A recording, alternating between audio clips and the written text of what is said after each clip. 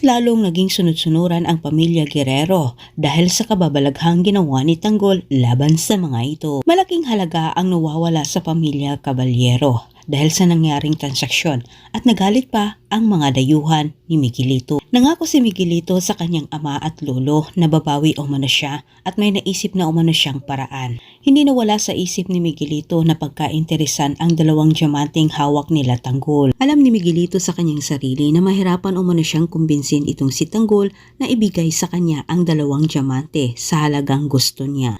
Kaya sinasabi ni Miguelito sa kanyang isip para mapalapit umano siya dito kay Tanggol at makuha umano ang loob nito, kailangan umano niyang ibigay kung ano ang gusto ni Tanggol.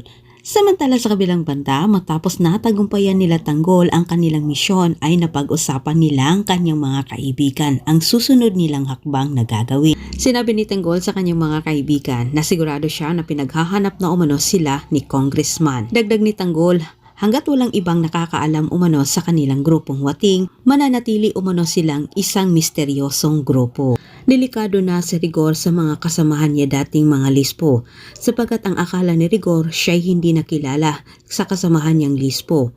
Ngunit sa kabutihang palad, agad naman siyang namukhaan sa mga ito. Pinaghahanap itong si Rigor ngayon sa kapwa nitong pulis at ang masakit pa dito, si Mando ang namumuno para hulihin umano itong si Rigor. Dumating si Rigor sa kanyang tahanan na tensyonado. Ngunit siya laking gulat na lang nang wala nang marites siyang naabutan, lalo na itong si Tinding. Huli nang nalaman ni Rigor na nilusob ang kanyang tahanan sa isang armadong grupo. Suspecha ni Rigor ang grupo ito ni Ramon. Mas lalong nagngingit-ngit sa galit itong si Rigor nang malaman din niya na itong si Marites ay wala na. Alam na niya na kinuha na ito ni Ramon.